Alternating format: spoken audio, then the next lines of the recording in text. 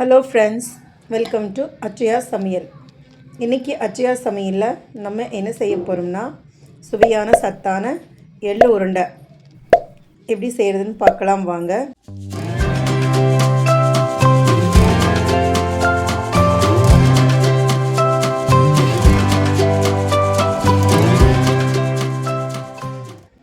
இப்போது அதுக்கு 1 கிலோ எள்ளை எடுத்து கல் மண் தூசு இல்லாமல் கழுவி காய வச்சு 2 நாள் வெயிலில் உலர்த்தி எடுத்து வச்சுருக்கேன். அதை ஒரு வாணலியில் கொஞ்சம் கொஞ்சமாக சேர்த்து வறுத்துக்கலாம். மொத்தமாக போடும்போது ஒரே மாதிரி வறுபட்டு வராது. 1 கிலோ எள்ளை 3 பங்காக பிரித்து வறுத்துக்கலாம். வறுக்கும்போது புகை வரும். ஏன்னா எள்ளில் எண்ணெய் சத்து நிறையா இருக்கிறனால புகஞ்சு வரும். அடுப்பு மீடியம் ஃப்ளேமில் வச்சு வறுத்துக்கலாம்.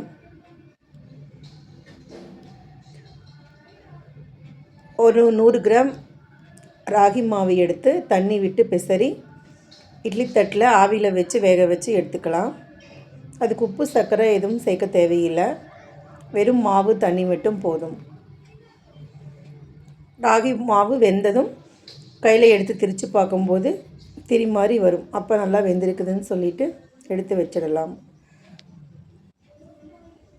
மாவு நல்லா வெந்துருச்சு. இதையும் ஒரு பக்கமாக ஆற வச்சிடலாம்.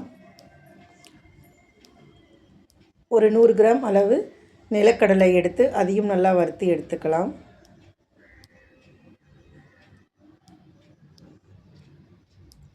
ஒரு தேங்காய் துருவல், ஒரு முழு தேங்காயை துருவி எடுத்து வறுத்துக்கலாம். எல்லாத்தையும் வறுத்துட்டு தனித்தனியாக ஆற வச்சு வச்சுக்கலாம்.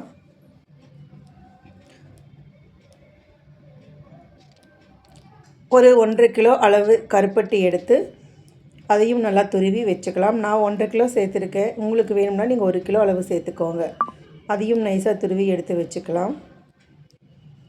இப்போது ஒரு மிக்ஸி ஜாரில் தேங்காய் துருவலை முதல்ல போட்டு அரைச்சி எடுத்துக்கலாம். தேங்காய் துருவல் ஓரளவு நைஸ் ஆனதும் நிலக்கடலை சேர்த்து அரைச்சிக்கலாம்.